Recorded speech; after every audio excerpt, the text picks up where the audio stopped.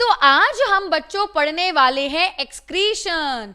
Last class में मैंने excretion को स्टार्ट कर दिया था पढ़ाना, और आज हम फिनिश करेंगे और प्लांट्स में भी देखेंगे कि एक्सक्रीशन किस किस तरीके से होती है। ठीक है, तो यहाँ पे किसी को कुछ प्रॉब्लम नहीं है। आई होप सबको अच्छे से आ गया है पिछली क्लास का। तो यहाँ पे देख लें आज क्या क्या देखेंगे। अब उसके अलावा ना बहुत सारे, देखो कितने सारे क्वेश्चंस लेके आई हूँ। एनसीईआरटी का एक एक क्वेश्चन डिस्कस करने की कोशिश करेंगे। आज खत्म नहीं हुए तो नेक्स्ट स्टार्ट में जरूर करेंगे। चलिए, नाउ सबसे पहले एक्सक्रीशन क्या होता है, जैसे मैंने पहले बताया, ज्यादा डिस्कस नहीं करेंगे। Removal of waste substances. तो जो भी खाना खाया, जितने भी बॉडी में रिएक्शंस हो रहे हैं, अल्टीमेटली कुछ ना कुछ तो चीजें ऐसी हैं जो कि बॉडी को अब नहीं चाहिए, भाई इसको ले जाओ। और वो चीजें कुछ भी हो सकती हैं भाई, वो होते हैं नाइट्रोजीनस वेस्ट। एक चीज बताती हूं, हमारी बॉडी में ना सबसे ज्यादा प्रोटीन्स क्यों हो रहे हैं? सारे एंजाइम्स प्रोटीन से बने हैं, सारे हार्मोन्स प्रोटीन से बने हैं, सेल के अंदर डीएनए है और डीएनए के अंदर प्रोटीन है, कितनी सारी चीजें हैं, मतलब everything, our muscles, tissue, a lot of cells यार, मतलब देख लो कितने सारे सेल्स प्रोटीन से बने हैं। और इन सभी प्रोटीन्स क्या होते हैं? ये प्रोटीन्स अमीनो एसिड से बने होते हैं। ये तो हम देख चुके हैं कि प्रोटीन्स का सबसे छोटा यूनिट अमीनो एसिड्स होता है। एंड इसी अमीनो एसिड्स में ना अमीनो ग्रुप आ रहा है। तो ये अमीनो ग्रुप का क्या मतलब है? यहाँ पे नाइट्रोजन सब्सटेंसेस होते हैं, नाइट्रोजन वाले कंपाउंड्स होते हैं, which are very very very harmful for our cells. जैसे कि अमोनिया, जैसे कि यूरिया, यूरिक एसिड, ये तीनों चीजें बहुत ज्यादा हार्मफुल होती हैं बॉडी के अंदर। तो ये बॉडी से बाहर जानी चाहिए। अब एक चीज बता दूं, अगर आपको किसने नहीं बताया है तो मैं बता दूं कि बच्चों, ये जो अमोनिया होता है ना, this ammonia, it is highly soluble in water. इसको अगर बॉडी से बाहर फेंकना है तो मतलब घोल लो इसको, सारे पानी में घोल के जब एक सोल्यूशन बचे ना, बस फेंक दो, खत्म सिलसिला, ऐसे फेंकना है इसको। लेकिन क्या हमारी बॉडी से इतना सारा पानी बाहर जाना चाहिए?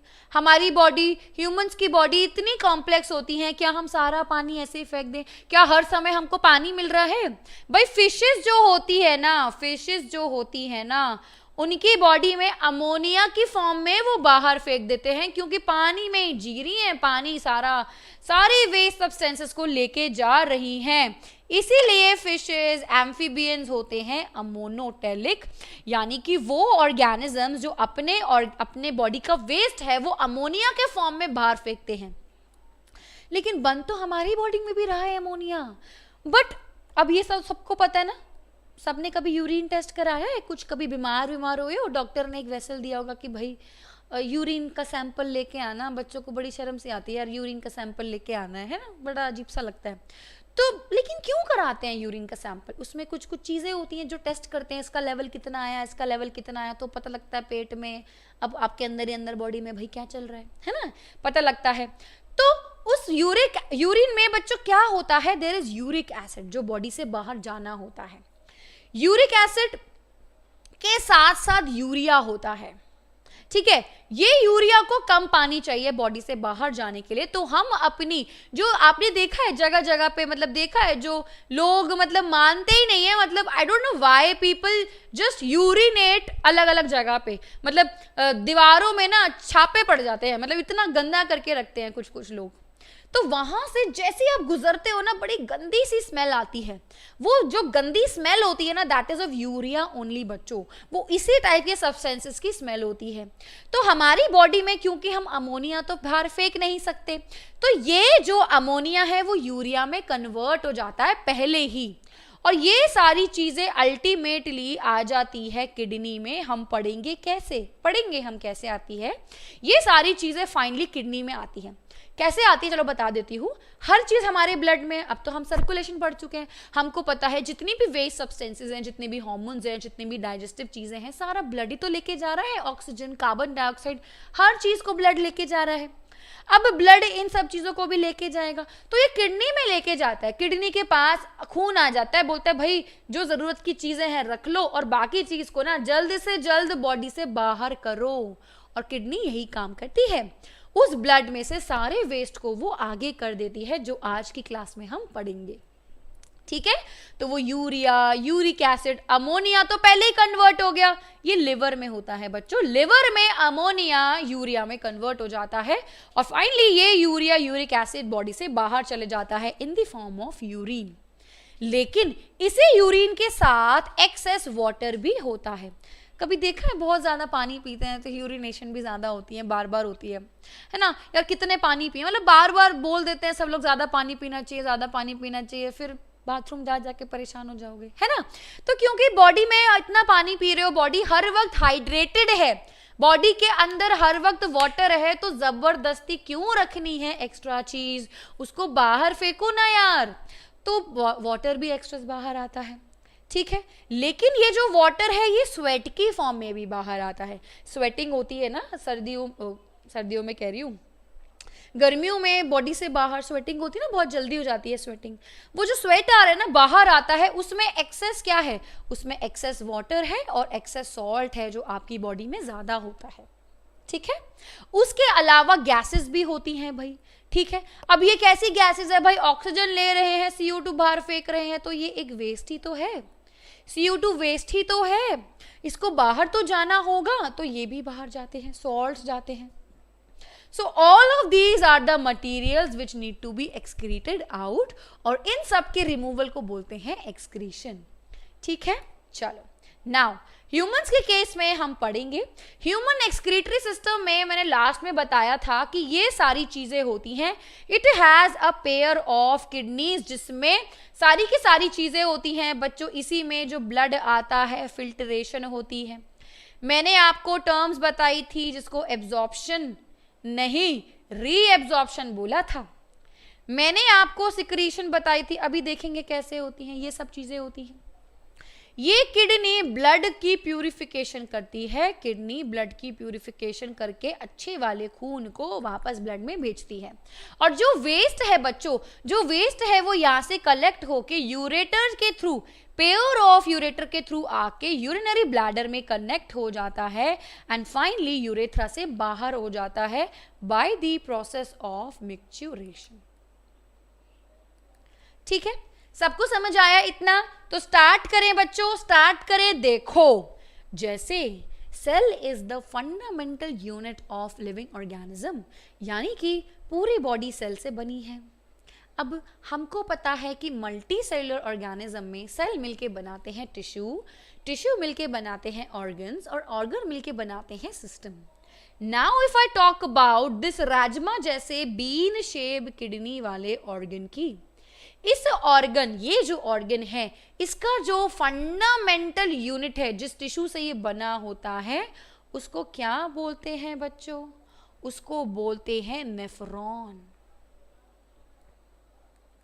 क्या बोलते हैं? Nephron. Now do you know, जो हमारे नर्वस सिस्टम होता है, नर्वस सिस्टम का स्ट्रक्चरल एंड फंक्शनल यूनिट कौन सा होता है बच्चों? न्यूरॉन होता है। कभी भी नेफ्रॉन और न्यूरॉन में कंफ्यूज नहीं होना है। ठीक है, तो हम न्यूरॉन भी पढ़ेंगे, वो बाद में आएगा। ठीक है, सो दिस इज नेफ्रॉन, जो कि इसका स्ट्रक्चरल एंड फंक्शनल यूनिट है। अब सारी की सारी चीजें किडनी में हो रही हैं, बाद की जितनी भी चीजें हैं सिर्फ उसको बॉडी से बाहर लेके जाने में हेल्प कर रहा है, तो नेफ्रॉन पढ़ना बहुत जरूरी है। तो like I said, this is a structural and functional unit of kidney. Now right it down, important, पक्का क्वेश्चन आएगा, ये बनाने को आएगा। अब आप बोलोगे यार ये कैसे बनाऊं मैं, इतना डिफिकल्ट है। ये डिफिकल्ट नहीं है, ज्यादा डिफिकल्ट नहीं है, देखें कैसे बनता है ये। चलो, जरूरी थोड़ी इसको ऐसा ही बनाना है। देखो इसको हम कैसे बनाएंगे। आपका जो न्यूरॉन होता है ना, उसमें मैंने खुद ही बोला न्यूरॉन और नेफ्रॉन में कंफ्यूज नहीं होना, खुद ही न्यूरॉन बोल दिया ना। आपका जो नेफ्रॉन होता है बच्चों, नेफ्रॉन ना इस तरीके से ऐसा एक स्ट्रक्चर होता है, कप शेप स्ट्रक्चर। इस कप शेप स्ट्रक्चर के अंदर बहुत सारी कैपिलरीज हैं, ये ब्लड कैपिलरीज हैं। This network of blood capillaries is known as glomerulus. ठीक है, क्या लिखा है यहाँ पे? ग्लोमेरुलस। ठीक है, ये देखो यहाँ पे मार्क कर देते हैं ग्लोमेरुलस। नाउ ग्लोमेरुलस ये जो ब्लैक कलर की चीजों से, ये जो ब्लैक कलर के कप शेप से कवर्ड है, इसको क्या बोलते हैं? Bowman's capsule. क्या बोल दिया? बोमन्स कैप्सूल, जिसको साथ में इन्होंने बोल दिया माल्फिगियन बॉडी और माल्फिजियन बॉडी। ठीक है, ये सबको समझ आया? अब देखो यहाँ पे क्या हो रहा है। जस्ट ग्लोमेरुलस के बाद तो यहाँ पे इसको ऐसा बनाएंगे, टेढ़ा बनाएंगे। तो यहाँ पे मैंने अभी ऐसा बना के दिखा दिया है। इस तरीके से ऐसे ट्यूब्स आती हैं बच्चों, इस तरीके से ऐसी ट्यूब आती हैं। इसको बोलते हैं प्रॉक्सिमल कॉन्वोल्यूटेड ट्यूब्यूल। कहाँ है प्रॉक्सिमल कॉन्वोल्यूटेड ट्यूब्यूल? प्रॉक्सिमल मतलब प्रॉक्सिमिटी में, पास में। ग्लोमेरुलस के पास वाली कॉन्वोल्यूटेड टेढ़ी मेढ़ी ट्यूब्यूल को बोल दिया प्रॉक्सिमल कॉन्वोल्यूटेड ट्यूब्यूल। ये ट्यूब्यूल फर्दर एक लंबा सा ऐसा लूप बनाती है।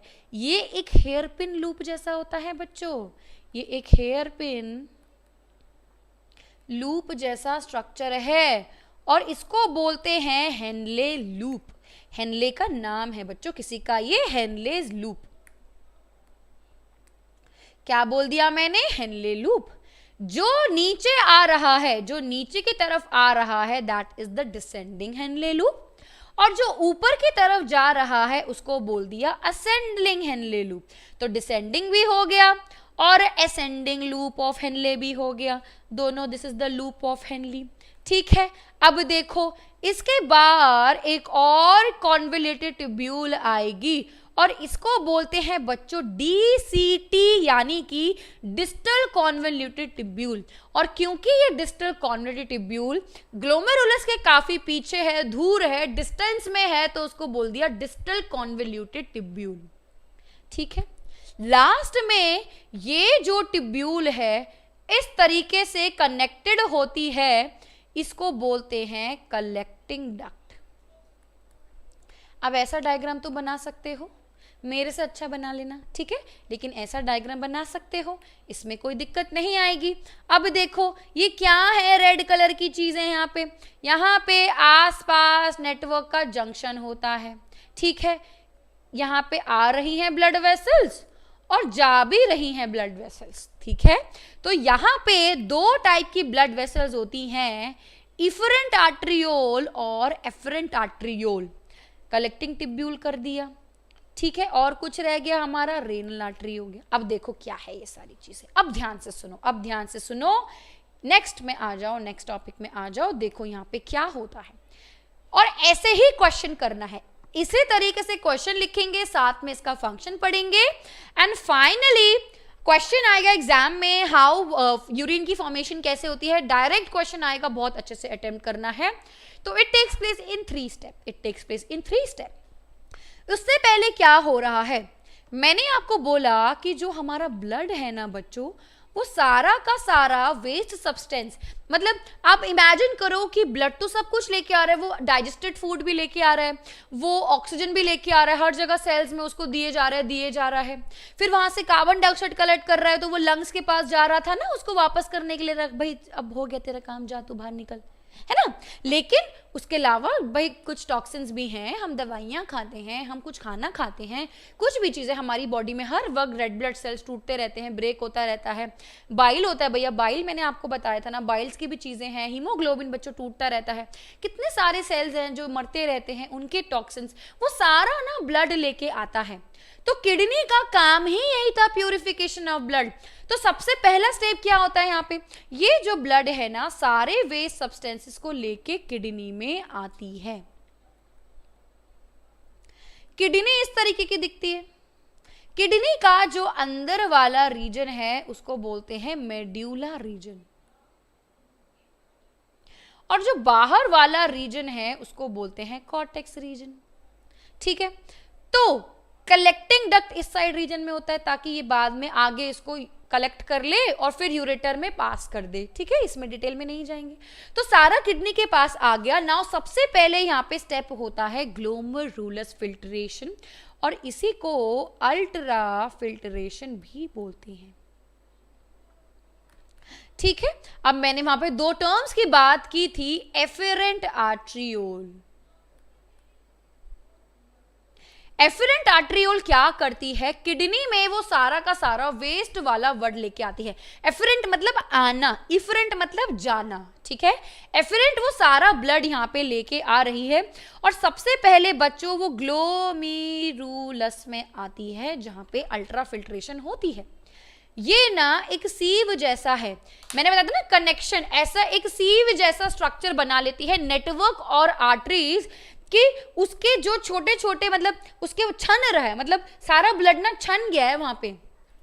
तो होता क्या है, मान लो ये ग्लोमेरुलस है और इसके नीचे बोमेन्स कैप्सूल होता है, ठीक है, जो इसको हेल्प करता है उसको छानने में, और यहाँ पे सारी की सारी चीजें रह जाएंगी और बाकी जो आगे पास होगा उसको क्या बोलेंगे बच्चों, फिल्ट्रेट बोलेंगे। और जो यहाँ पे कलेक्ट हो गया है वो बच्चों यूजफुल चीजें हैं।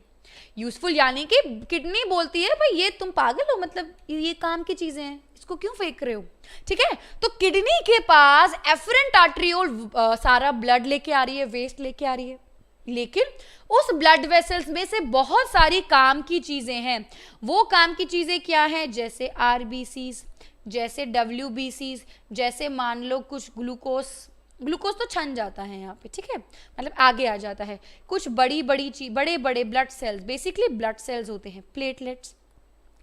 तो जो सारे बिगर ब्लड सेल्स होते हैं, ब्लड के अलग अलग सेल्स होते हैं, वो यहाँ पे रिटेन हो जाते हैं, इसीलिए इसको बोलते हैं अल्ट्रा फिल्ट्रेशन। अल्ट्रा फिल्ट्रेशन बोलते हैं और ये फिल्ट्रेट आगे पास हो जाता है और further PCT, Henle loop, DCT और कलेक्टिंग डक्ट में जाता रहता है। यहां तक सबको समझ आया? कोई डाउट यहां तक किसी को बच्चों? कोई डाउट नहीं होना चाहिए, अगर कोई डाउट है तो पूछो मुझसे। यहां पे अल्ट्रा फिल्ट्रेशन होती है। एक चीज अब आपको बताती हूं, GFR, ग्लोमेरुलस फिल्ट्रेशन रेट। कभी सुना है ब्लड प्रेशर कम हो गया है तो अच्छी बात नहीं है, ब्लड प्रेशर कम होना बच्चों अच्छी बात नहीं होती। क्यों? क्योंकि बॉडी में जो ब्लड है ना वो कम प्रेशर से जा रहा है ना, कम प्रेशर से जा रहा है। तो अगर इसके ये जो छन्नी है ना, इस छन्नी में भी धीरे धीरे ब्लड आएगा ना, कम प्रेशर से ब्लड आएगा तो वो अच्छे से छन नहीं पाएगा। तो अच्छा प्रेशर चाहिए होता है, जो मिनिमम रिक्वायर्ड प्रेशर चाहिए होता है वो जरूरी होना चाहिए ताकि अच्छे से फिल्ट्रेशन हो और एक एप्ट अमाउंट, एक अच्छी अमाउंट ऑफ प्रॉपर एक वैल्यू देख लेना बच्चों, मुझे बता देना, मेरे दिमाग से स्किप हो रही है कि कितना अमाउंट ऑफ ब्लड वो लाता है और कितना एक नॉर्मल ह्यूमन में GFR रेट होता है, यानी कि कितना फिल्ट्रेशन हो रहा है, ठीक है, कितना फिल्ट्रेशन हो रहा है, वो ब्लड कितनी तेजी से आके उस पर गिर रहा है, ठीक है।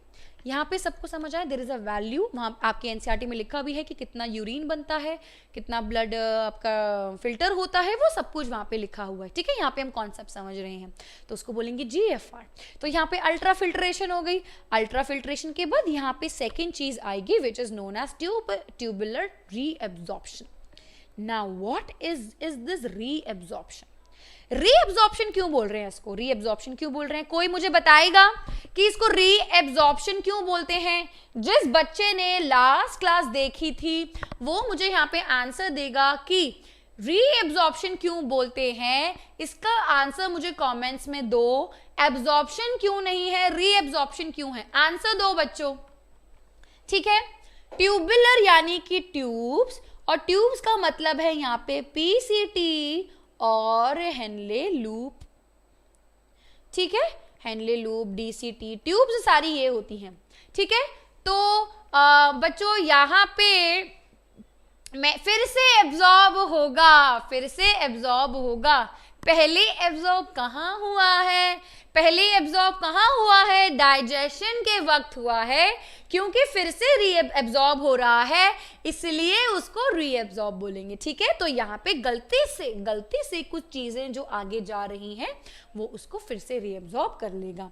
तो पीसीटी में क्या होता है ना, आपकी एनसीईआरटी में डिटेल में नहीं है, 10th में इसको बच्चों ज्यादा डिटेल में नहीं पढ़ना है, ठीक है, ओके। तो यहाँ पे क्या होगा, ये एक चीज लिख लो, पीसीटी में सारा का सारा ग्लूकोज यहाँ पे 100% रीएब्जॉर्ब हो जाता है। मतलब जितना भी बचा कुचा ग्लूकोज है, ठीक है, जिसको समझ नहीं आया बच्चों सुन लो, एक बार लास्ट में रिपीट कर रही हूं। हुआ क्या, एफरेंट आर्ट्रियोल सारा ब्लड लेके आया। सबसे पहले ब्लड कहां लेके आएगा, नंबर 1 ग्लोमेरुलस में, ठीक है, ग्लोमेरुलस में आया, ध्यान से सुनो, ग्लोमेरुलस में आया। ग्लोमेरुलस में फिल्ट्रेशन होती है जिसको ग्लोमेरुलस फिल्ट्रेशन बोलते हैं। ठीक है, यहां पे वो सारा ब्लड फिल्टर हो जाएगा, तो जो बड़े बड़े मॉलिक्यूल्स हैं वो ऊपर रह जाएंगे, जैसे कि ब्लड सेल्स, आरबीसीज, डब्ल्यूबीसीज, प्लेटलेट्स वगैरह। और जो उसका प्लाज्मा है जिसके अंदर सारे न्यूट्रिएंट्स हैं, अच्छी चीजें भी तो हो सकती है ना, ग्लूकोज भी है उसके अंदर, कैल्शियम है, पोटेशियम है, सोडियम है, उसके अंदर वाटर है, सॉल्ट्स हैं, वो सारे आगे जाते रहेंगे। यहां तक समझ आया। अब आगे कहां पे आ गए, ट्यूबुलर रीअब्जॉर्प्शन के लिए, यानी कि पीसीटी, हेनले लूप और डीसीटी, ये जो ट्यूब्स हैं यहां पे रीअब्जॉर्प्शन होगी। तो जैसे मैंने बताया कि पीसीटी में मैक्सिमम रीअब्जॉर्प्शन होती है बच्चों, मैक्सिमम रीअब्जॉर्प्शन अकॉर्डिंग टू कितना होता है, 70 to 75%। 70 to 75% reabsorption proximal convoluted tubule में हो जाती है। सारे सॉल्ट्स, सारा का सारा ग्लूकोज, सोडियम, पोटेशियम, इस तरीके की जो भी चीजें रिक्वायरमेंट होती हैं वो इसको रीअब्जॉर्ब कर लेता है, ठीक है, रीअब्जॉर्ब करते हैं। अमीनो एसिड्स भी होते हैं बच्चों, अमीनो एसिड्स भी बाहर चले जाते हैं बॉडी से, ये उसको रीअब्जॉर्ब कर लेगा। ऑल राइट, ठीक है। अब देखो यहाँ पे बच्चों फिर आ गया वो हेनले लूप में। हेनले लूप में असेंडिंग है और डिसेंडिंग है। हेनले लूप में ना एक चीज होती है, कंजर्वेशन ऑफ वाटर। इसका काम मेनली ये होता है कि वाटर को रीअब्सॉर्ब कर लूं, वाटर को जो बचा कुचा है बच्चों, PCT is proximal convoluted tubule, ठीक है। पीसीटी में क्या हुआ, देखो ध्यान से सुनो, कुछ गिड़म दिगड़म उल्टा फुल्टा नहीं है भाई, बहुत ही सिंपल चीज है। आप बड़े हो गए हो, अब आप 6th-7th के बच्चे नहीं हो, अपने आप को होशियार समझो। आप बोल सकते हो 11th-12th वाले बच्चों को मुझे भी आता है एक्सक्रीशन, ठीक है। तो देखो पीसीटी में सारी की सारी बहुत सारी चीजें रीअब्सॉर्ब हो गई, जैसे ग्लूकोज, अमीनो एसिड्स और सॉल्ट्स। फिर हेनले लूप में आया बच्चों, हेनले लूप में ना वाटर रीअब्सॉर्ब हो रहा है, ठीक है।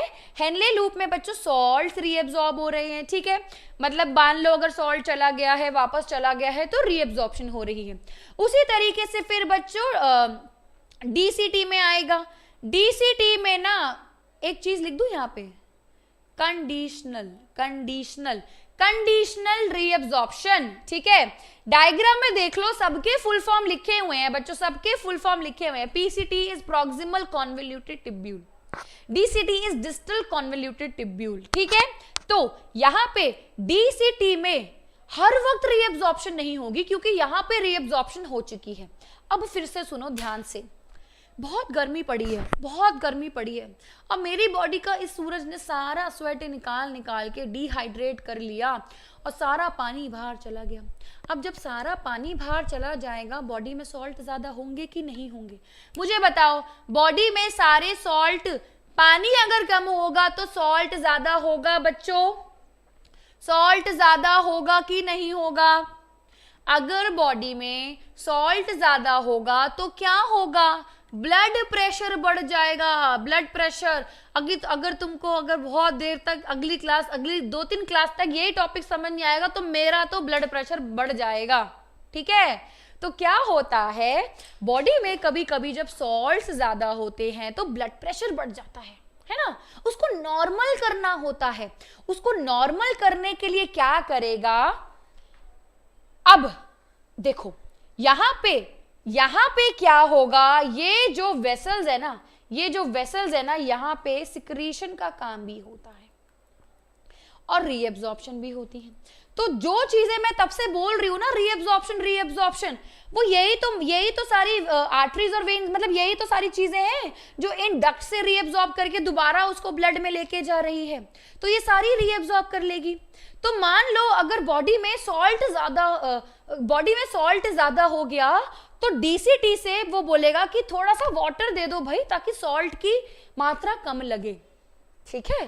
या फिर सॉल्ट की मात्रा कम लगे, या फिर ब्लड प्रेशर लो हो गया है, ब्लड प्रेशर लो हो गया है, समझ नहीं आ रहा बच्चे को, थक गया है सुबह से पढ़ते पढ़ते, मैं थक गई हूं पढ़ाते पढ़ाते, मेरा ब्लड प्रेशर लो हो गया है, तो क्या होगा, डीसीटी से सॉल्ट रीएब्जॉर्ब हो जाएंगे। ठीक है, तो यहां पे फिर से यहां पे सॉल्ट की रीएब्जॉर्प्शन होगी ताकि ब्लड प्रेशर फिर से नॉर्मल हो जाए। ठीक है, यहां तक समझ आया। तो इसी तरीके से सारे ट्यूब्यूल्स काम करते हैं रीएब्जॉर्प्शन में। नाउ लास्ट में बच्चों एक और चीज होती है, यहां पे एक और चीज होती है ट्यूबुलर सिक्रीशन।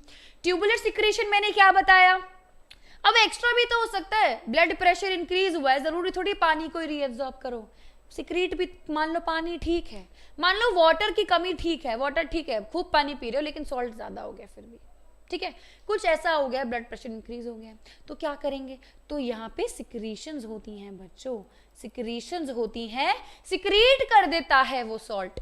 बाकी आप डिटेल में पढ़ोगे 11th में कि सोडियम आ रहा है कि पोटेशियम आ रहा है, कैसे आ रहा है, क्या हो रहा है, लेकिन सिक्रीशंस होती हैं, सिक्रीट कर देते हैं चीजें, मतलब वापस कुछ चीजें जो इस ब्लड कैपिलरीज के अंदर हैं वो इन डक्ट के अंदर वापस डाल देगा कि इसको ले जाओ यूरिन में शामिल कर दो।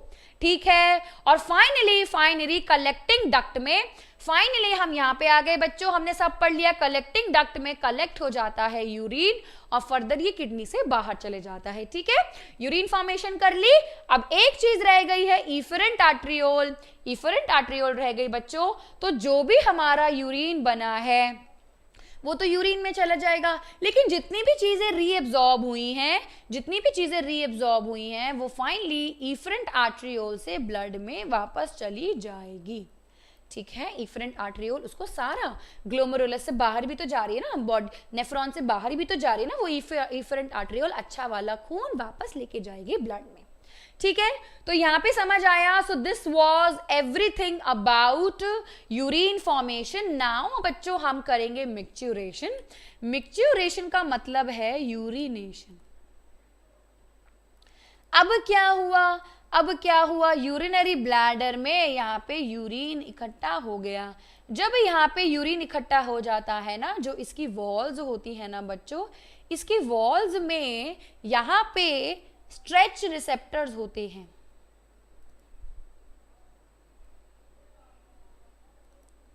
बच्चों रिसेप्टर का मतलब है जो रिसीव करता है सिग्नल। स्ट्रेच का मतलब खींच रहा है, मतलब कोई चीज ऐसे खींच रही है ना, आप किसी चीज को इस तरीके से खींचते हो, दिस इज मास्क की दुनिया होगी। ठीक है, तो यू आर स्ट्रेचिंग समथिंग।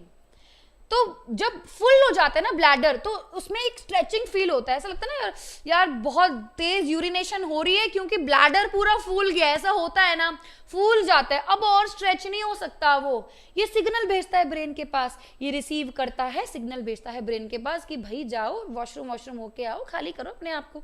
ठीक है, फाइनली उसके बाद ये मसल से बना होता है बच्चों, मसल्स फिर रिलैक्स हो जाती है एंड फाइनली यूरिन जो है it is expelled out through urethra, urethra से बाहर आ जाता है। ठीक है, नाउ आपको आपकी एनसीईआरटी में एक छोटा सा येलो बॉक्स में यहाँ पे एक प्रोसेस दे रखा है डायलिसिस, इसको ज्यादा डिटेल में नहीं पढ़ना है। डायलिसिस का मतलब होता है बच्चों आर्टिफिशियल मेथड से जब आप करते हो प्यूरिफिकेशन। तो किडनी का काम क्या था, प्यूरिफिकेशन करना। प्यूरिफिकेशन किसकी, प्यूरिफिकेशन ऑफ ब्लड, लेकिन ये करना था। अब क्या हुआ, किसी वजह से जो किडनी हो गई बच्चों फेल हो गई, बहुत दारू शारू पी ली या बहुत शुगर हो गया, डायबिटीज हो गया, जिसकी वजह से किडनी मल्टीपल ऑर्गन फेलियर हो जाता है ना बच्चों, किडनी फेल हो जाती है, तो टॉक्सिसिटी से मर जाता है इंसान। कैसे मरता है टॉक्सिसिटी से, इतना सारे टॉक्सिन हो गए कि ब्लड में टॉक्सिन्स फैल गया और वो आपके सारे ऑर्गन्स को धीरे धीरे खराब कर देती है, इसीलिए किडनी फेल हो गई। तो इसको ना आर्टिफिशियल इसकी प्यूरिफिकेशन करनी होती है, जिसको डायलिसिस बोलते हैं। तो एक मशीन होती है डायलिसिंग मशीन, आपके यहाँ पे नीडल्स लगाई जाएंगी, तो बॉडी का जो ब्लड है, इम्प्योर ब्लड है, वो जाता है उस मशीन के अंदर, वो यहाँ पे प्यूरिफाई होता है और उसके पास अच्छा जो ब्लड है, जो प्योर ब्लड है, वो वापस जाता है बॉडी के पास, ठीक है। तो इसी को बोलते हैं डायलिसिस, ठीक है। तो ये समझ आया। लास्ट में बच्चों, लास्ट टॉपिक क्या है यहाँ पे? लास्ट टॉपिक बच्चों यहाँ पे एक्सक्रीशन इन प्लांट्स। प्लांट्स के केस में एक्सक्रीशन कैसे होती है? अब देखो, मुझको आप बताओ, मुझे आंसर दो कि प्लांट्स क्या क्या एक्सक्रीट कर रहा है, ठीक है। आई वॉन्ट दी आंसर कि जो प्लांट्स हैं कैसे एक्सक्रीट होगा, ठीक है, कैसे एक्सक्रीट होगा बच्चों। देखो क्या होगा बच्चों, आंसर दो, आंसर दो, आंसर दो, ठीक है, ठीक है, जल्दी। एक्सक्रीशन प्लांट्स में कैसी कैसी होगी? मैम मेंटी कब होगा? बच्चों हम टेस्ट लेंगे, मैं छोटे छोटे क्विजेस रखती हूँ अभी ना। पहले आप देख रहे हो मैंने पूरी एनसीईआरटी की एक्सरसाइज रखी है।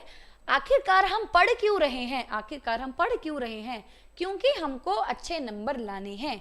तो मैं आपको बताऊंगी कि आंसर्स को क्या करना है, लिखना कैसे है, ठीक है। तो उसके बाद हम क्विजेस भी करेंगे, ओके। तो यहाँ पे लिखा है through leaves, through gums, and that is absolutely right, oxygen. तो जैसे कि प्लांट्स में रेस्पिरेशन के वक्त तो कार्बन डाइऑक्साइड रिलीज होता है भाई, ठीक है। प्लांट्स में फोटोसिंथेसिस के वक्त तो ऑक्सीजन रिलीज हो रहा है भाई, ठीक है। प्लांट्स में और क्या हो रहा है? ऑक्सीजन रिलीज हो रहा है, फोटोसिंथेसिस में रेस्पिरेशन, जैसे आपने बोला कुछ कुछ सब्सटेंसेस ऐसे होते हैं जैसे रेजिन्स हो गए, गम्स हो गए, जिसको आप यूज करते हो, ये सारे सिक्रीट होते हैं बाहर के सेल्स में से, ठीक है बच्चों।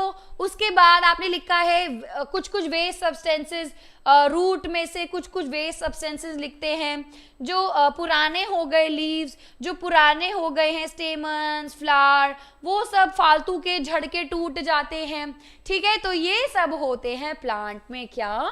रेस्पिरेशन। वन मोर, एक बच्चे ने यहाँ पे लिखा है ना oxygen and H2O। Thank you बच्चे, मैं एक चीज भूल रही थी, आपने याद दिला दिया। प्लांट से एक्सेस वाटर भी तो रिलीज होता है, absolutely right, through stomata. Plant से वाटर रिलीज होता है through stomata, excess of water by the process of transpiration, ठीक है, ओके। तो ये सब थे प्लांट्स की एक्सक्रीशन मेथड, ठीक है। Dropping of fruits, dropping of fruits it's not excretion. Fruit पक गया, अब वो राइप हो गया तो वो अलग हो जाता है, ठीक है। चलो बच्चे, मैं ना यहाँ पे हम फोटोसिंथेसिस कर चुके हैं, आप चाहे तो वो क्लास देखो, मैंने बहुत डिटेल में फोटोसिंथेसिस पढ़ाया है, बहुत डिटेल में पढ़ाया है, आपको अच्छे से समझ आएगा। फिर भी आप आज की क्लास में आए हो तो सनलाइट का क्या रोल होता है, एनर्जी चाहिए बच्चों। फोटोसिंथेसिस, प्लांट खाना तो खुद बना रहे हैं लेकिन उसको एनर्जी चाहिए, उस एनर्जी चाहिए उसको केमिकल फॉर्म में। लेकिन प्लांट ना बड़ा अच्छा है यार, प्लांट ना लाइट एनर्जी जो कि सनलाइट से आ रही है, लाइट एनर्जी जो कि सनलाइट से आ रही है उसको यूज करता है। तो सनलाइट का ये यूज होता है, एनर्जी को लेता है, उसको फिर केमिकल एनर्जी में कन्वर्ट करता है, ठीक है। चलो चलो, now let's start with the NCERT exercise. Let's start with the NCERT exercise. बहुत सारे questions हमने already किए हैं, but I will only tell you the points कि क्या क्या आपको मिस नहीं करने हैं। तो जल्दी से इसको बच्चों अब हम करेंगे। These are all subjective questions, वो सारे points हम मिस नहीं करेंगे। Okay, so let's start now. सबसे पहले first question is why diffusion is insufficient to meet the oxygen requirement in multicellular organism. Multicellular organism में diffusion insufficient क्यों होता है? Diffusion का क्या मतलब है? Diffusion का मतलब है exchange of particles from higher concentration to lower concentration, ठीक है। हायर कंसंट्रेशन से लोअर कंसंट्रेशन में डिफ्यूजन ऑफ पार्टिकल्स होता है, ठीक है। तो क्या हो रहा है यहाँ पे? एक्सचेंज ऑफ सब्सटेंसेस हो रहे हैं, ठीक है। चलो चलो, ठीक है बच्चों, डाइवर्ट नहीं करेंगे ध्यान। चलो यहाँ पे देखो, जब डिफ्यूजन हो रही है तो सारे पार्टिकल्स हायर कंसंट्रेशन से लोअर कंसंट्रेशन में जा रहे हैं। तो ये बहुत ही इजी एक्सचेंज होता है, जैसे रूट्स है, रूट्स के हेयर है, सॉइल से पानी को अंदर ले आए और अंदर जो ट्रांसपिरेशन है उससे बाहर दे दिया, तो ये क्या हो रहा है, ऑस्मोसिस डिफ्यूजन, सिंपल हो रहा है ना, ये वाटर इन एंड आउट हो रही है, ये गैसेस जो मूवमेंट हो रही है, लीव के सरफेसेस जो gases in and out movement हो रही है ना, तो सिंपल एक्सचेंज होता है। लेकिन हमारे जो मल्टी सेलुलर ऑर्गेनिज्म हो गए, ये तो मैंने बता दिया डिफ्यूजन, लेकिन पूरी बॉडी बच्चों इस पे काम नहीं कर सकती। लेट्स सपोज अगर मैं ह्यूमंस की बात करती हूँ, जो यहाँ पे क्वेश्चन पूछी है, हमारी बॉडी बहुत लार्ज होती है बच्चों। लार्ज का मतलब ये नहीं है छोटा सा बच्चा और एक अच्छा खासा मेरी तरह लंबा चौड़ा, ठीक है, लंबी चौड़ी, ऐसा जरूरी नहीं है, ठीक है, ऐसा जरूरी नहीं होता। ह्यूमंस के केस में बच्चों बॉडी तो लार्ज है, बॉडी में हर सेल को हर चीज पहुंचनी चाहिए, इसीलिए एक ट्रांसपिरेशन क्यों लिख दिया, इसीलिए एक ट्रांसपोर्टेशन का प्रॉपर रूट होता है, हर चीज ट्रांसपोर्ट होने का एक तरीका होता है, ठीक है। तो आप बच्चों यहाँ पे सबसे पहला पॉइंट तो ये लिखेंगे कि ह्यूमंस की बॉडी लार्ज है और उसके रिक्वायरमेंट ज्यादा है जो कि ट्रांसपोर्टेशन पूरी करता है। This will be the first point that you will right. Second point आप ये लिखोगे कि डिफ्यूजन का प्रोसेस बहुत स्लो होता है। ऑलराइट, एंड बच्चों ने ये लिखा भी है उसमें कि डिफ्यूजन का प्रोसेस स्लो होता है, तो ये जो ट्रांसपोर्टेशन की रिक्वायरमेंट है ना, ये पूरी नहीं हो पाएगी, ठीक है। तो this will how you will attempt the answer. And आज मेरे से और खुद से सब प्रॉमिस करेंगे, बायो के हर सवाल को पॉइंट्स में लिख के आएंगे, टेबल्स में लिख के आएंगे, जहां मर्जी डायग्राम की गुंजाइश है पेल के आएंगे। नंबर अगर किसी ने काट दिया ना तो मुझको आके बताएंगे, ठीक है। ये एक पोयम बन गई है, ठीक है। कोई नंबर नहीं काटेगा, पॉइंट्स में लिखोगे, डायग्राम्स बनाओगे और फ्लो चार्ट्स लिखोगे। चलो, now what criteria do we use to decide whether something is alive? कोई जिंदा है हमको कैसे पता लगेगा? बच्चों वाला क्वेश्चन आपके छोटे भाई बहन को भी आता है कि भाई लिविंग ऑर्गेनिज्म तो ग्रोथ करते हैं, लेकिन अब लिखना कैसे है ये ध्यान देना है। लिविंग ऑर्गेनिज्म ग्रोथ करते हैं, लेकिन हमारी जो ग्रोथ होती है वो इंटरनल होती है, हम अंदर से ग्रो कर रहे हैं। ऐसा नहीं कि भाई एक के ऊपर एक रखा, एक के ऊपर दूसरा रखा, इसके ऊपर तीसरा रखा, इसके ऊपर चौथा रखा, ग्रो कर गया साइज में, हाइट में ग्रो करके। This is not growth. Our cells are multiplying, our body is increasing in size, that is growth. भाई और क्या होता है, लिविंग ऑर्गेनिज्म लोकोमोशन भी करती है भाई, और लिविंग ऑर्गेनिज्म मूवमेंट भी करती है। ओके, लिविंग ऑर्गेनिज्म मूवमेंट भी करती है और लोकोमोशन भी करती है। अगर ऐसे आंसर्स लिख दिए 80% क्या फुल नंबर आएंगे, ठीक है। लोकोमोशन का मतलब है एक जगह से दूसरी जगह में मूव करना। आप लिखोगे सिर्फ मूव करते हैं, ऐसे नहीं लिखेंगे। लिविंग ऑर्गेनिज्म मूव भी करते हैं, क्योंकि प्लांट भी तो लिविंग है, प्लांट तो सिर्फ मूवमेंट दिखाती है, लेकिन ह्यूमन लोकोमोशन भी दिखाते हैं। तो लिविंग ऑर्गेनिज्म मूवमेंट भी दिखाते हैं, अपनी बॉडी की मूवमेंट। ये मैं मूवमेंट कर रही हूँ ना, लेकिन मैं इधर से आपके पास पहुंच गई, उसको लोकोमोशन बोल देंगे, ठीक है। उसके अलावा क्या होता है, जैसे आपने सबने बताया मुझको कि लिविंग ऑर्गेनिज्म भाई रेस्पिरेशन करते हैं, बट रेस्पिरेशन ना एक लाइव प्रोसेस हो गया, ठीक है, एक लाइव प्रोसेस हो गया। लेकिन ये तो एक लाइव प्रोसेस है कि आप उसको एनर्जी बना रहे हो, बट इसमें हो क्या रहा है, इसमें हो क्या रहा है, लिविंग ऑर्गेनिज्म के अंदर मेटाबॉलिक रिएक्शंस होते हैं। अब इस मेटाबॉलिक रिएक्शन के अंदर बच्चों रेस्पिरेशन भी आ गया है ना, कि हमारी बॉडी में रेस्पिरेशन हो रही है, यानी हमारी बॉडी में एक से लेके दो घुसे जा रहे हैं, रिएक्शन होते जा रहे हैं, ठीक है। उसके अलावा बच्चों यहाँ पे डाइजेशन भी हो रही है। रेस्पिरेशन में चीजें बनती हैं, डाइजेशन में चीजें टूट रही हैं, फोटोसिंथेसिस हो रही है, प्लांट्स में चीजें बन रही हैं, रेस्पिरेशन में ब्रेक डाउन हो रहा है, डाइजेशन में ब्रेक डाउन हो रहा है, प्लांट्स के केस में फोटोसिंथेसिस हो रही है। तो ये सब मेटाबॉलिक रिएक्शंस है, इसको ऐसे लिखेंगे। उसके अलावा जैसे आपने बताया लिविंग ऑर्गेनिज्म बच्चों रिप्रोड्यूस भी करते हैं, रिप्रोडक्शन होगा, लिविंग ऑर्गेनिज्म रिस्पॉन्ड करते हैं। मैं मतलब लिख के आना है, ये पॉइंट मिस नहीं करना है, दे रिस्पॉन्ड। जरूरी है कि एनसीईआरटी में नहीं लिखा है तो लिख के नहीं आएंगे, ठीक है, नहीं लिखा ना, ठीक है, लिखना है, because this is how something is alive, living organism respond. चलो अगला क्वेश्चन यहाँ पे है, What are the outside raw materials used by an organism? Outside organism कौन कौन से यूज होते हैं? अब देखो, हमको एनर्जी के लिए चाहिए फूड, तो फूड इज आउटसाइड. अब इसको कैसे लिखोगे, इसको लिखोगे कैसे, क्वेश्चन आता है. आप दोनों लिखोगे. आप ऑटोट्रॉफ्स के बारे में भी लिखोगे कि वो फूड कैसे लेते हैं, और आप बच्चों हेट्रोट्रॉफ्स के बारे में भी लिखोगे. ऑटोट्रॉफ यानी कि प्लांट के अंदर प्लांट ऑक्सीजन कार्बन डाइऑक्साइड लेता है, वाटर लेता है, सनलाइट का यूज करता है, क्लोरोफाइल का यूज करता है.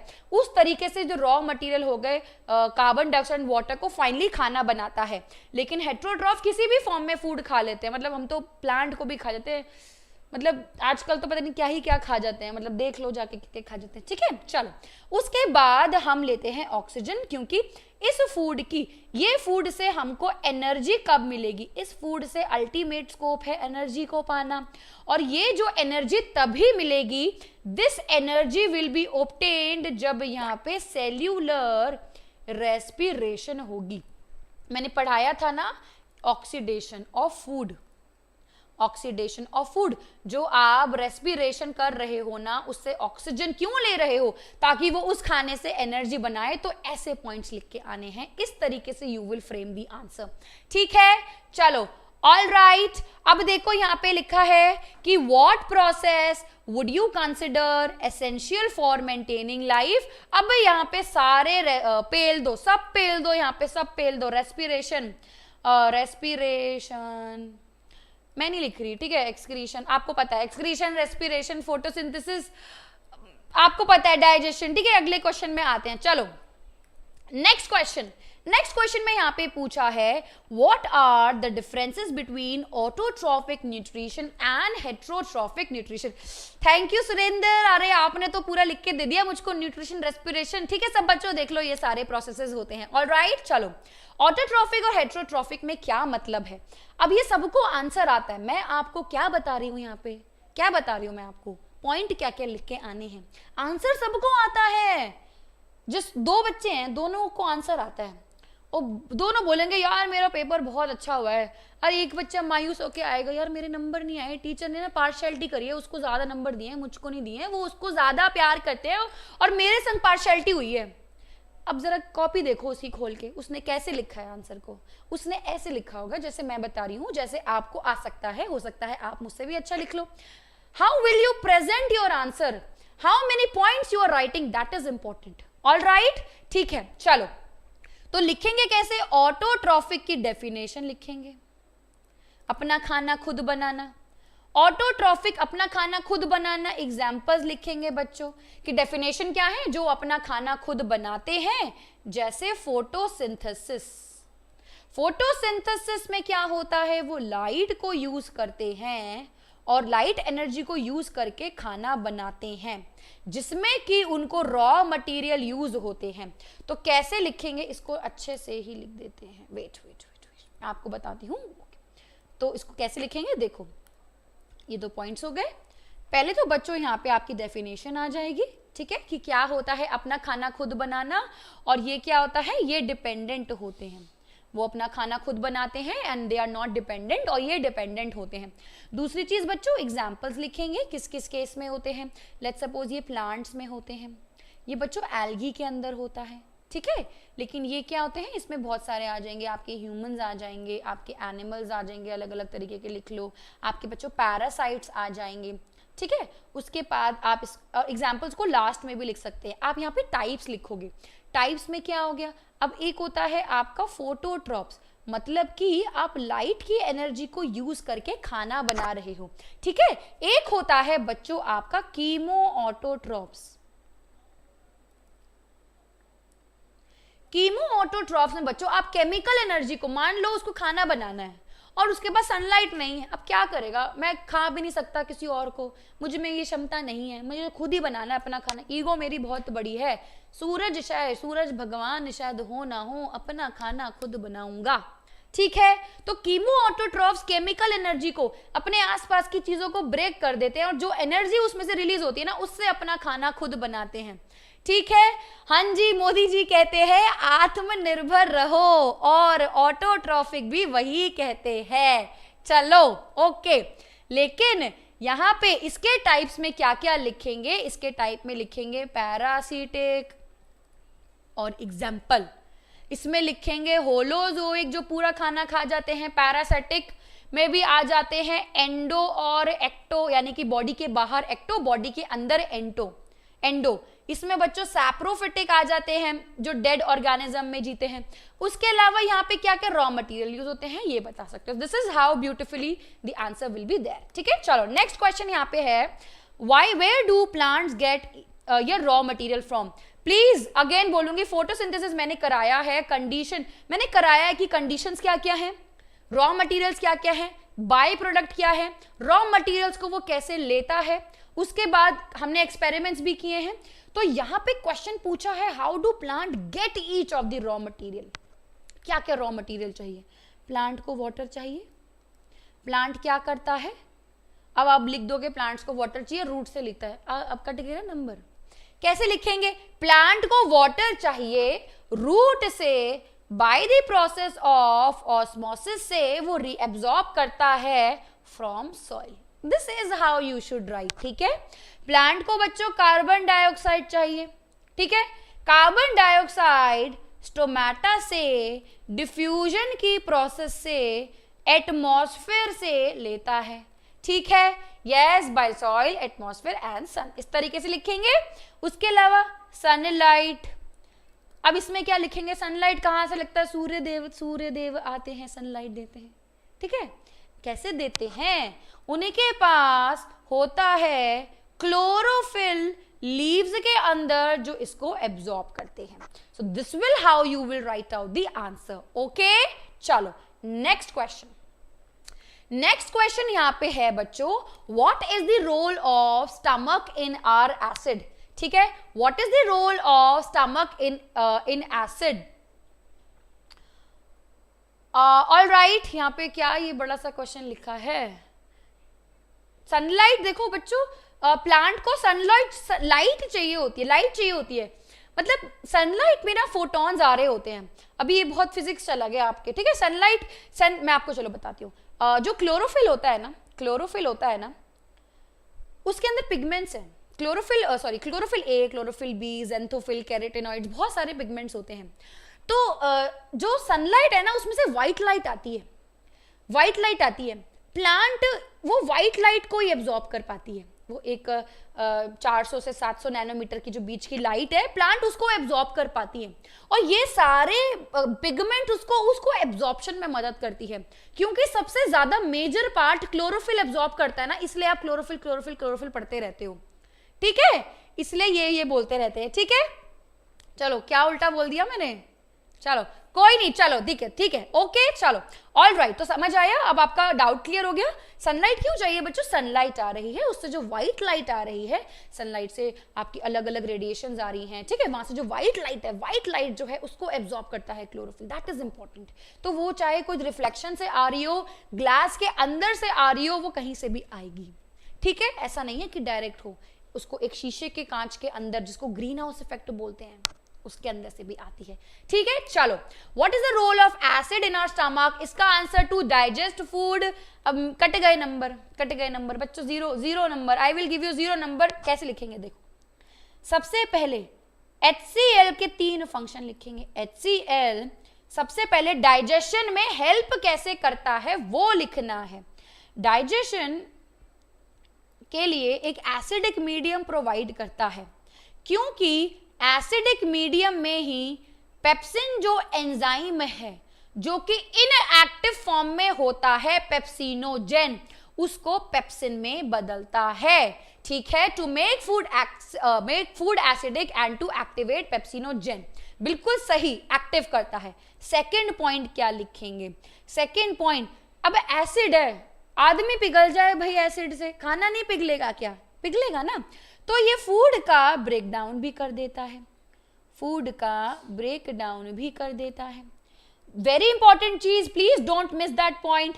ये कोई बैक्टीरिया गलती से कोई जर्म्स अंदर चले गए हैं, उसको किल भी कर देता है। ठीक है, तो ये उसको किल भी कर देता है। ओके, चलो next question, What is the function of digestive enzymes? Digestive enzymes का क्या फंक्शन होता है? अब ये क्वेश्चन छोटा सा डायरेक्टली लिखा है, but this will only depend आप इसको लिखते कैसे हो. ठीक है बच्चों, एल्कलाइन नहीं होता, एल्कलाइन नहीं होता, वो स्मॉल इंटेस्टाइन में एल्कलाइन होता है. पेप्सिन को acidic medium, pepsin work in an acidic medium. Okay, I will write clearly now. Digestive enzymes, enzymes हैं. एंजाइम क्या होते हैं? These are known as biocatalyst. ठीक है, समझ आया? क्लियरली लिखा है मैंने, बायोकैटलिस्ट बोलते हैं. ठीक है, म्यूकस प्रोटेक्ट करता है, राइट, बट यहाँ पे सिर्फ एसिड का फंक्शन पूछा है. फालतू नहीं लिखना है, एक्स्ट्रा नहीं लिखना है, लेकिन जो अच्छे से लिखना है. ठीक है, चलो. Enzymes are known as biocatalyst. Catalyst आप केमिस्ट्री में पढ़ते हो, वो जो कि किसी रिएक्शन में यूज होता है, रिएक्शन को फास्ट करने के लिए बिना खुद को यूज किए. हमारी बॉडी में बायोलॉजिकल लिविंग बॉडी में डाइजेस्टिव एंजाइम्स प्रेजेंट होते हैं. These are biocatalyst. ये क्या करते हैं? ब्रेक डाउन करते हैं.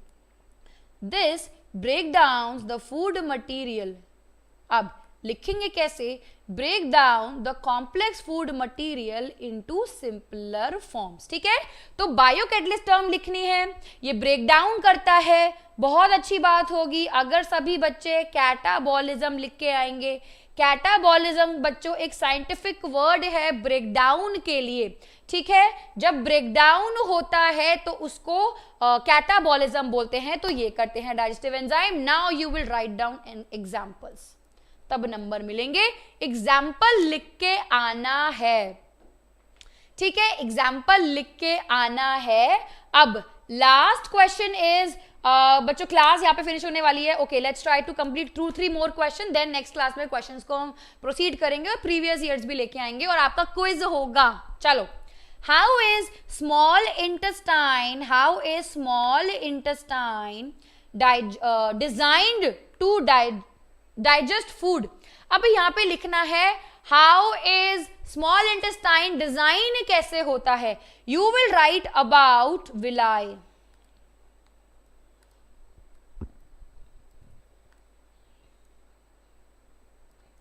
और पता है क्या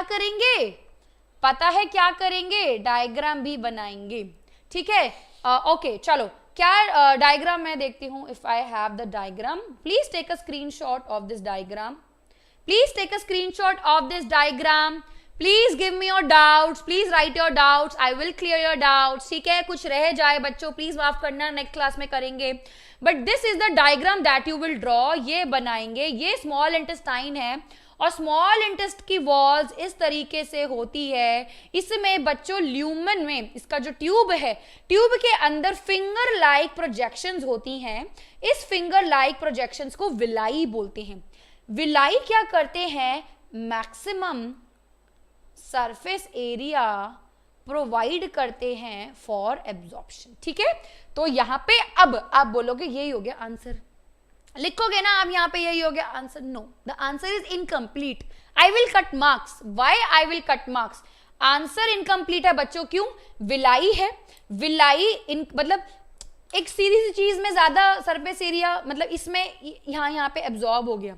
अब मैं इसको ऐसे करके ऐसे ट्यूब में बना दूं, यहां से भी एब्जॉर्ब होगा, यहां से भी एब्जॉर्ब होगा, हर जगह से एब्जॉर्ब होगा, तो मैक्सिमम सरफेस एरिया प्रोवाइड करेगा. Now second point which is very important, ये कनेक्टिविटी रखता है ब्लड की कैपिलरीज के साथ.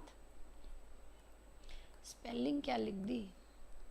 ब्लड की जो कैपिलरीज होती हैं, ब्लड की कैपिलरीज के साथ ये कनेक्शन रखता है, ताकि इसके पास जो ब्लड है, एब्जॉर्ब करने का मतलब ब्लड में ही तो जाना है, उसको बाकी सब जगह भेजना है.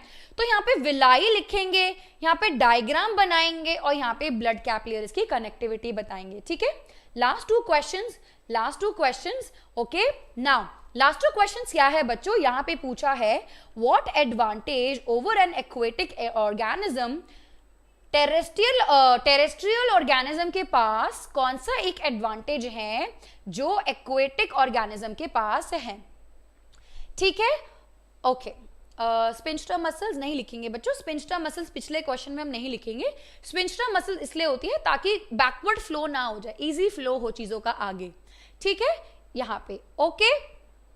चलो मैम क्लास आपकी कब होती है बच्चों? प्लीज आप अगर आप डाउटनेट का ऐप यूज करते हैं, डाउटनेट का ऐप यूज करते हो, वहां पे नोटिफिकेशंस आती हैं, क्लासेस सभी फ्री हैं, इसको पढ़ना हो, छोटी क्लास बड़ी क्लास आइए पढ़िए, आप लोगों के लिए है, ठीक है। यूट्यूब में बच्चों आपको नोटिफिकेशन मिलेगी, आपकी 6 बजे की क्लास होती है, आज इस टाइम पे हो रही है, 6 बजे आपकी क्लासेस होती हैं, प्लीज नोट डाउन, वहां पे आपको पूरा लिस्ट आ जाएगा, पूरा लिस्ट आ जाएगा और नोटिफिकेशन आएगी, आप बार बार डाउटनेट चैनल में आएंगे। और ये बच्चों वीकली होती है, पहले आपकी फिजिक्स की क्लास हो गई, फिर केमिस्ट्री क्लास हो गई, फिर मैं मिलूंगी आपको, फिर फिजिक्स आ गई, फिर केमिस्ट्री, फिर मैं मिलूंगी आपको, ठीक है, तो you will get that, okay. चलो ओके, नाउ दिस क्वेश्चन पूछ रहा था कि टेरेस्ट्रियल ऑर्गेनिज्म में क्या फायदा होता है। देखो टेरेस्ट्रियल ऑर्गेनिज्म ना ऑक्सीजन को एटमॉस्फेयर से लेता है,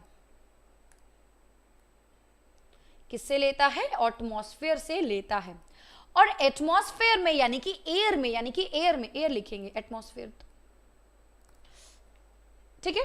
टेरेस्ट्रियल ऑर्गेनिज्म एयर से लेता है एंड एयर में काफी ज्यादा है, एयर में काफी ज्यादा ऑक्सीजन होता है, इसीलिए वो इजीली उसको लेता है, ऑक्सीजन को इजीली इनहेल कर पाता है। लेकिन एक्वेटिक प्लांट्स जो बच्चों होते हैं ना, एक्वेटिक प्लांट्स वाटर में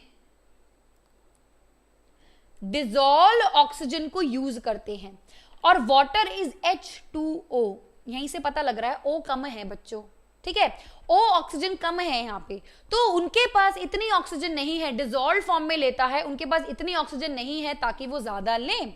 टेरेस्ट्रियल ऑर्गेनिज्म की नीड्स बहुत ज्यादा होती हैं, इसीलिए वो बाहर से ऑक्सीजन को इजीली ले पाता है, बाहर ज्यादा प्रेजेंट भी है। इसीलिए ये क्वेश्चन कई बार ऐसे भी आता है, मतलब ये क्वेश्चन ना, इसका ये वाला पार्ट भी पूछा जाता है कि why aquatic organism breathe faster, क्योंकि ऑक्सीजन कम है, डिसॉल्व्ड फॉर्म से लेनी है, इसीलिए एक्वेटिक ऑर्गेनिज्म जल्दी ब्रीथ करते हैं ताकि अपनी बॉडी की ऑक्सीजन की नीड को पूरी कर सके, ठीक है, ऑक्सीजन की नीड को पूरी कर सके, वेराज उस केस में उल्टा, ठीक है। चलो ओके, नाउ यहां पे लास्ट क्वेश्चन जो है, it is a direct question, there is no need of explaining. ये डायरेक्ट जो आपकी बुक में जो फ्लो चार्ट बना है ना, यहाँ पे वही बनाएंगे, इसमें बस यही है कि आपको इसका डायग्राम लिखना है और आपको एग्जाम्पल लिखना है कि ग्लूकोज जो है कैसे एनर्जी प्रोवाइड करता है। तो we have to write anaerobic, जिसमें लैक ऑफ ऑक्सीजन और एब्सेंस ऑफ ऑक्सीजन है, यीस्ट और मसल सेल्स में, और एरोबिक, ठीक है। तो आज की क्लास में इतना ही, नेक्स्ट क्लास में बाकी के क्वेश्चंस करेंगे। तो बाय बाय एंड एंजॉय।